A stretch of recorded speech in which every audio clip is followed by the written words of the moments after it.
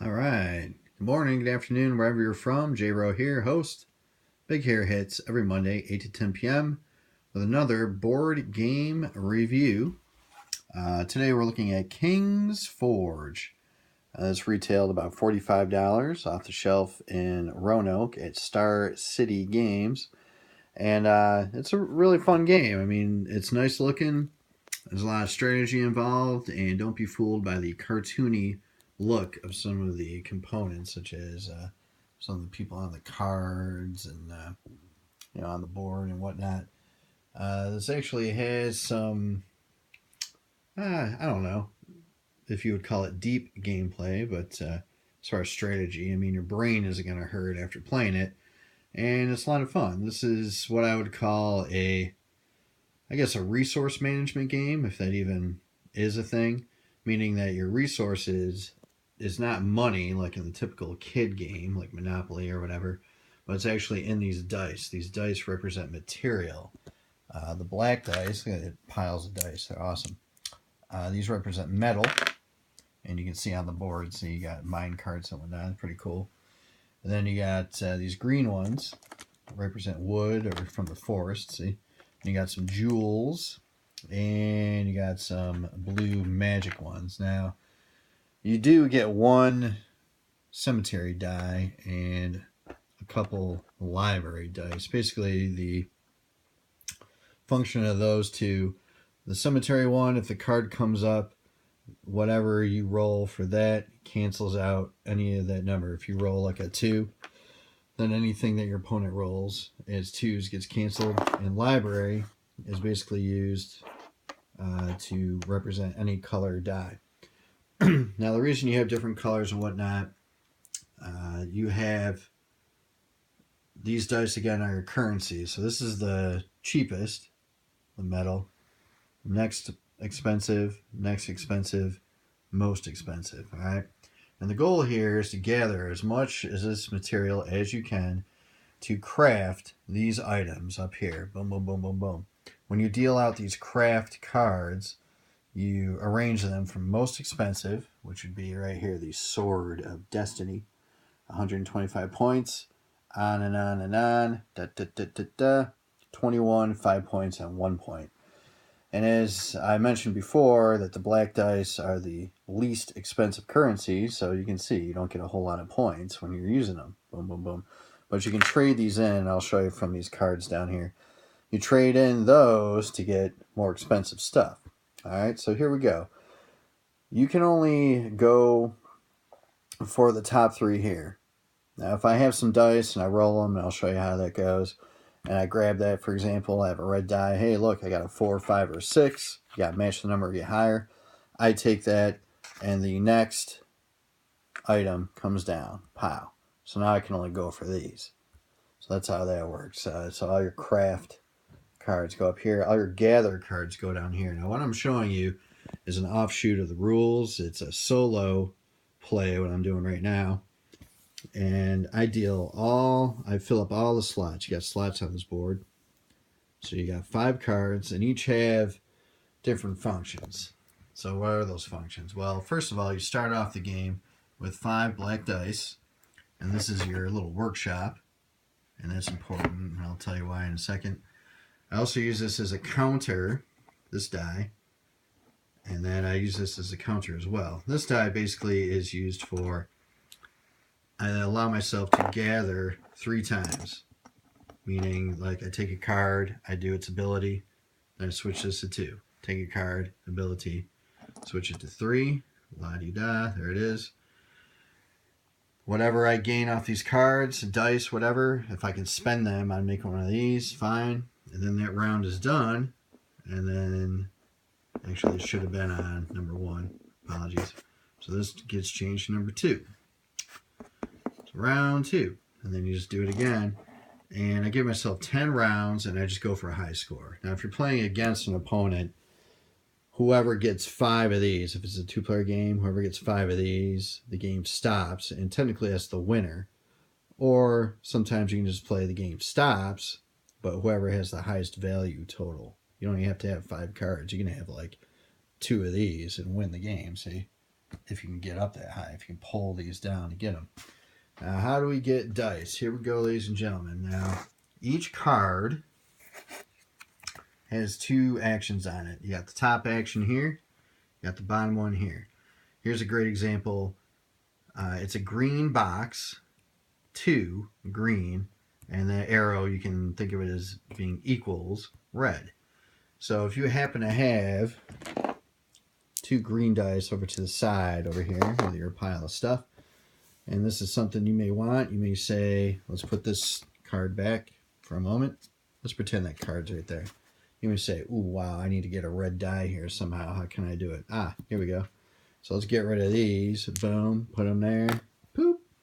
And then you grab a red one, and now you have it in your pocket. Boom. Now, whenever you grab something off these piles, technically it has to go in your shop, what I call your bank, right? I mean, you can't spend it. You can only spend what I call is in your pocket, what's in your hand. So as you see, you got 5 black dice, and you're looking, well, I guess I could go for these 2, or I can go for some fancier items. This one green here, this giant club, is 37 points. Well, I don't have any green, but there are opportunities to get green, such as down here.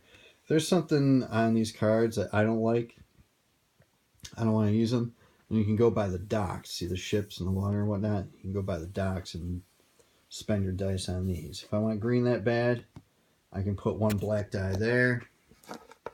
Boom. And get my green pile. Take it off the pile. Put it in my little bank. Bam. To be used next round.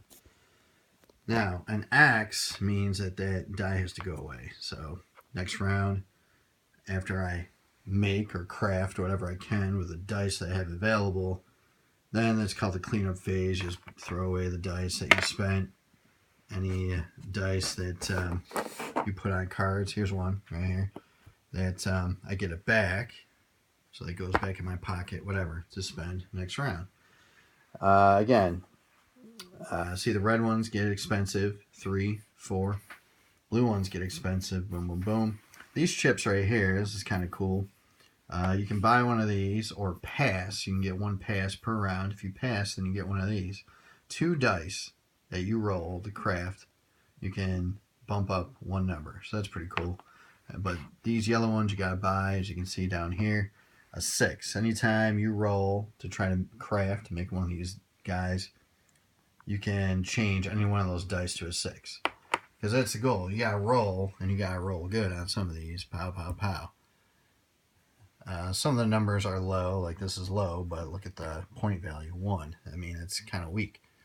As you get up here, you get a lot of blue and whatnot. So, basically, that's the gist of the game. You earn your currency, your dice, try to get some more dice here, boom, boom, boom, pile up your dice, boom, and spend it on these items. Now, again, the strategy comes in when you're playing against other people, and you're looking ahead, and you're not telling your opponent, you're like, man, I really want to skip over these, save my black dice, and buy some green and red and blue and all that kind of stuff. And you can steal from each other if player 1 went first, and that's really technically what this anvil represents. You just put it next to the player who went first. And that's important because if player 1 gathers first, getting all these cards, whatever cards they want, and then they take turns back and forth, player 1 gets to craft first, which sounds cool and all, but if he gets one, then player 2 or the other players can try to steal it by just rolling dice and trying to match up to what player 1 had gotten and taking it from player 1. So there's some strategy there. There are ability cards that, you steal dice from people. There's one at the top where you place 2 black dice and get 2 back. So next round you'll have a total of 4 dice. Not bad. That bottom one is like a re-roll. That's pretty cool. There's another one up top. Get a green one. On the bottom is +2, meaning you put a die there and you can bump up on your dice a +2 when you're trying to grab one of these. And again, whenever the box is blank, you get your dice back. So that's not bad. There's a good way to get 4 black dice, but you got to give up 1. This one's always kind of cool. Place all of your unused dice on the caravan. So this is kind of a cheap way to get some blue ones. You don't have to spend any money. If you have 7 dice just chilling over in your pile and you don't see anything over here that you're like, oh, I really want to get, but I want to get some blue up here, then just put all your dice on this card, get a blue and a green, and you'll be set. And you get all those dice back. So there you go. So there you go. Tavern, roll a die. And there it is. 1 or 2, get black. 3 or more, get a red one. So all kinds of good stuff. Again, a +1. But the components are really nice. I think the cards are cool. They have a kind of a unique art style, kind of cartoony, but didn't really turn me off that bad. Usually I like, serious artwork, but this is actually kind of cool. Let's see. And here's some of the, they give you a ton of craft cards to try to, you deal out, 9, right? There's 9 up there, yeah. So the rest just sit in a pile until the next game. So there's a pretty good variety of stuff. And they've made expansions where there's different craft cards and whatnot. What's that one? Wizard's Goblet, 41 points. They're all upside down. Magic Wand, 49. La-di-da. Dice of Deceit, a pick. So whatever. It's fun. You gather, get your money, dice, spend them on that, collect, try to get more than your opponent. All right. There it is. King's Forge. And I highly recommend it. And the only negative, let me mention this really quick, is I feel these green dice are a little too dark. And they look too much like the black ones. So it's very important that you kind of separate them. I wish they were as bright as what's on the cards and the boards. See how bright that green is? And this is really dark. So that's really the only negative I can foresee with this game. But that's it. J Rowe, host, Big Hair Hits, every Monday, 8 to 10 p.m. AlleghenyMountainRadio.org. Peace.